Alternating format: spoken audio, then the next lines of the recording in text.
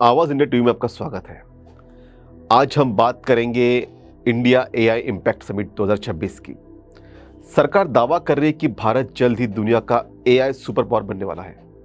सुनने में कितना अच्छा लगता है ना, विश्व गुरु भारत, टेक लीडर भारत। लेकिन अगर मैं आपसे कहूं कि ये पोस्टर्स, ये इवेंट्स और ये वादे असलियत पर पर्दा डालने की एक कोशिश मात्र है। अगर मैं आपसे कहूं कि जिस वक्त दुनिया एआई की रेस में रॉकेट की स्पीड से भाग रही है, हम अपने जूतों के फीते ही बांध रहे हैं। मैं ऐसा क्यों कह रहा हूं? आज के इस वीडियो में आइए डेटा और लॉजिक के साथ समझते हैं कि भारत एआई की रेस में असल में कहां खड़ा है और क्यों एक मंदिर का उद्घाटन आपकी नौकरी और भारतीय टेक्नोलॉजी से ज्यादा जरूरी बन गया है। क्यों भारत में हिंदू मुस्लिम फसाद या जातिवाद ये आज चरम पे है। सबसे पहले देखते हैं कंपटीशन। आज दुनिया की सबसे बड़ी कंपनी कौन है? एनवीडिया। इसका मार्केट कैप है 4.45 ट्रिलियन। ये रकम इतनी बड़ी है कि ये अकेले भारत की पूरी जीडीपी से ज्यादा है। एनवीडिया के सीईओ जेंसन हुएंग कहते हैं कि all is the new AI is the new electricity. और हमारा पूरा आईटी सेक्टर जिसमें टीसीएस है, इन्फोसिस है, विप्रो है, एचसीएल है, जिसका 40 साल का इतिहास है, वो सब मिलाकर 265 बिलियन का है। वो 4 ट्रिलियन पर और हम बिलियन में लटक गए हैं। सरकार ने बजट दिया है 10,000 करोड़, मतलब करीब 1.2 बिलियन, वो भी अगले 5 सालों के लिए।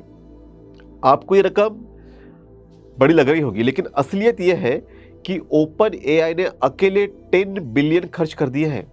माइक्रोसॉफ्ट ने 13 बिलियन अब तक एआई पे लगा चुका है और हम 10,000 करोड़ लेकर कह रहे हैं कि हम दुनिया को हरा देंगे। ये तो वही बात हुई कि आप साइकिल लेकर F1 रेस जीतने का सपना देख रहे हैं।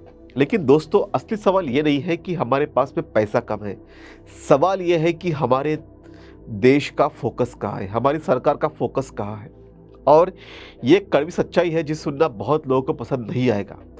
हमारी सरकार की प्राथमिकताएं क्या है, प्रायोरिटीज क्या है? एक मंदिर के उद्घाटन पर हजारों करोड़ खर्च हो जाते हैं, पूरे देश का मीडिया वहां खड़ा हो जाता है। लेकिन जब बात रिसर्च एंड डेवलपमेंट आर&डी की आती है तो हमारे पास फंड्स नहीं होते। अब आप डेटा देखिए। साउथ कोरिया जो अपनी जीडीपी का लगभग 4.8% आर&डी पर, मतलब रिसर्च एंड डेवलपमेंट पर खर्चा करता है। अमेरिका अपने जीडीपी का 3.5% खर्चा करता है और भारत मात्र 0.65%। चीन का बजट हमसे 4 गुना ज्यादा है। जब हमारे नेता रैलियों में माइक पकड़ते हैं तो वो एआई और क्वांटम कंप्यूटिंग की बात नहीं करते। वो क्या बात करते हैं? वो बात करते हैं हिंदू खतरे में है। जब पूरा सिस्टम आपको डराने में लगा हो, जब हर गली में धार्मिक जागरण और हिंदू मुस्लिम डिबेट चल रही हो, तो वहां साइंटिफिक टेम्पर कैसे पैदा होगा? ये सबसे बड़ा सवाल है। क्योंकि एआई जो है वो आसमान से नहीं टपकेगा, वो स्कूलों से निकलेगा। और हमारे स्कूलों का हाल क्या है? 2024 के बीच भारत में 1.2 लाख सरकारी स्कूल बंद हो गए हैं। कक्षा 1 से 8 के बीच का ड्रॉप आउट रेट 12.6 है। केवल 23% बच्चे ही जो है उन्हें जो गुणवत्तापूर्ण शिक्षा जो कहते हैं वो मिलती है। तो सोचिए, जिस देश के बच्चे बुनियादी गणित, बेसिक मैथ्स तक नहीं जानते, वो मशीन लर्निंग के एल्गोरिदम को कैसे सीखेंगे? गरीब बस्तियों के स्कूल बंद हो रहे हैं और हम पोस्टर लगा रहे हैं विकसित भारत का। ये विरोधाभास जो है, ये कॉन्ट्रडिक्शन जो है, ये नहीं है तो और क्या है? अब आते हैं सबसे अधिक शर्मनाक पहलू पर, जिसे हम सोशल माइंडसेट कहते हैं। सिलिकॉन वैली आप सब जानते हैं। सिलिकॉन वैली में सत्य नडेला और सुंदर पिचाई जैसे भारतीय सीईओ क्यों बने? क्योंकि वहां उनकी जाति रही, उनकी योग्यता देखी गई। लेकिन भारत में क्या ये होता है? 2003 की रिपोर्ट्स कहती है कि 847 स्कूलों में, 847 स्कूलों में मिड डे मील के दौरान जाति के आधार पर बच्चों को अलग बैठाया गया। ये भारत की वास्तविकता है। 156 स्कूलों में बच्चों ने खाना खाने से मना कर दिया क्योंकि रसोइया जो थी वो दलित समुदाय से थी या था। अब सोचिए, जिस बच्चे के दिमाग में बचपन से जहर भरा जा रहा है कि तुम अलग हो, वो नीचा है, मैं ऊंचा हूं, वो बच्चा बड़ा होकर टीम वर्क कैसे करेगा? वो ओपन माइंडेड इनोवेशन कैसे करेगा? ये तो बात स्कूल की रही, लेकिन यूनिवर्सिटी कैंपस में भी 73% छात्रों ने जाति सूचक गालियां सुनी है। मतलब एससी, एसटी, ओबीसी ने जाति सूचक गालियां सुनी है सवर्णों की। सोशल मीडिया पर हर 3 मिनट में एक जातिवादी कमेंट आता है। तो क्रिएटिविटी के लिए लगता है फ्रीडम, और जहां डिस्क्रिमिनेशन है, भेदभाव है, वहां फ्रीडम नहीं हो सकती, तो वहां हम आगे नहीं जा सकते। और अगर कोई इन सबसे बचकर कोई युवक कुछ करना भी चाहे, तो हमारे पास अभी एक और हथियार आया है, शादी का। आरएसएस के चीफ है जो कहते हैं कि हम सरकार चलाते हैं, उनका एक स्टेटमेंट आता है 18 से 25 साल की उम्र में शादी कर लेनी चाहिए। दोस्तों, 18 से 25 साल की उम्र क्या होती है? मार्क जुकरबर्ग जो फेसबुक के संस्थापक है, उन्होंने 19 साल की उम्र में फेसबुक बनाया। बिल गेट्स ने 20 साल की उम्र में माइक्रोसॉफ्ट शुरू किया। स्टीव जॉब ने 21 साल की उम्र में एप्पल की नींव रखी। ये उम्र रिस्क लेने की है, एक्सपेरिमेंट करने की है, फेल होकर फिर से खड़े होने की है। लेकिन हमारे युवा को कहा जा रहा है शादी करो, घर बसाओ और सेटल हो जाओ। तो ये हमारी मानसिकता है। इस तरह की मानसिकता जो आरएसएस बीजेपी के लोग हैं वो हमारे ऊपर थोप रहे हैं, और इसका सबसे अधिक बुरा असर जो होता है वो महिलाओं पर पड़ता है। शादी के दबाव के कारण 34% लड़कियां हायर एजुकेशन लेना छोड़ देती है। महिला कार्यबल जो वर्कफोर्स होता है उसमें भी महिलाओं की भागीदारी 23% से गिरकर लगभग 19% हो गई है। जब आप अपनी आधी आबादी को केवल रसोई तक सीमित रखोगे तो आप सुपर पावर कैसे बनोगे, एआई इनोवेशन में कैसे आगे आओगे? इन सब बातों का नतीजा क्या होता है ये देखिए। ग्लोबल एआई रेडीनेस इंडेक्स 2024 का जो आया है, इसके मुताबिक अमेरिका 84.2, चीन नंबर 2 पे है 76.8, सिंगापुर 71.3 के साथ नंबर 3 पे है, और भारत 34.1 के साथ 47 की रैंक में है।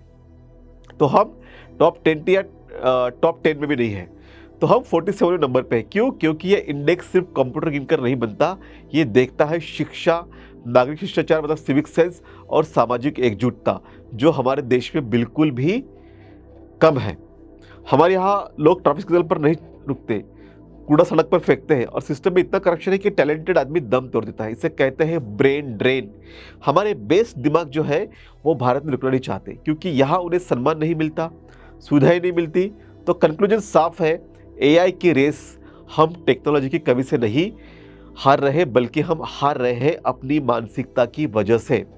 जब तक हम मंदिर मस्जिद के झगड़ों से ऊपर उठकर स्कूलों और विश्वविद्यालय पर ध्यान नहीं देंगे, जब तक जाति पाति छोड़कर सबको अपनाएंगे नहीं, जब तक हम 18 साल की शादी की जगह 18 साल में स्टार्टअप को प्रमोट नहीं करेंगे, तब तक इंडिया एआई इम्पैक्ट समिट जैसे इवेंट सिर्फ एक पीआर स्टंट बनकर रह जाएंगे। बिल्कुल आप इस बात को नोट कीजिए, हमें जातिगत भेदभाव को रोकना होगा, हमें धार्मिक जो भेदभाव है उसको रोकना होगा, और ये बदलाव सरकार नहीं लाएगी, ये बदलाव आपको और हमको लाना होगा। सवाल पूछिए अपने नेताओं से, पूछिए कि धर्म बचाने से ज़्यादा ज़रूरी देश का भविष्य बचाना क्यों नहीं है? क्योंकि अगर टेक्नोलॉजी में हमसे आगे अगर अलग देश निकल गए तो हम पीछे रह जाएंगे, और हम अपनी तार्किकता को कभी भी सामने नहीं ला पाएंगे।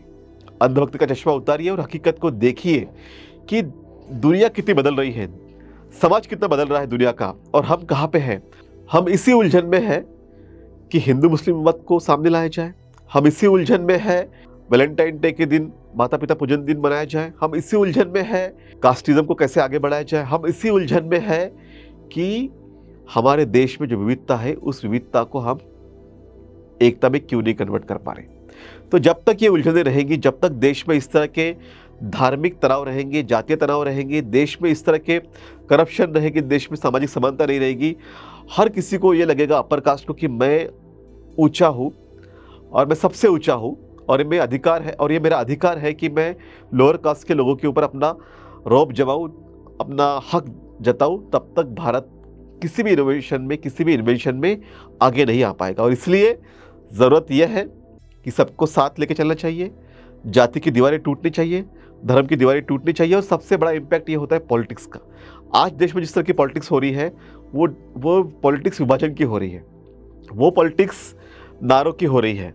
वो कहते हैं कि कपड़ों से पहचानेंगे, वो एक सीएम जो है वो शूट कर रहा है और दिखा रहा है कि देखो ये मुस्लिम है, हमें इसे शूट करना है, और हमारा सुप्रीम कोर्ट कहता है कि हम इस पर बातचीत नहीं करना चाहते, एंटरटेन नहीं करना चाहते। तो इस तरह की बहुत सारी बातें हैं जो रिकॉर्ड पैदा करती हैं। तो इसलिए आप सोचिए इस बात को कि हमें अगर आगे जाना है, हमें दुनिया के साथ रेस करनी है, हमें अच्छे जीवन बिताना है, हमें अच्छा बेहतर जीवन बिताना है, तो हमें इन सब बातों से ऊपर उठना होगा।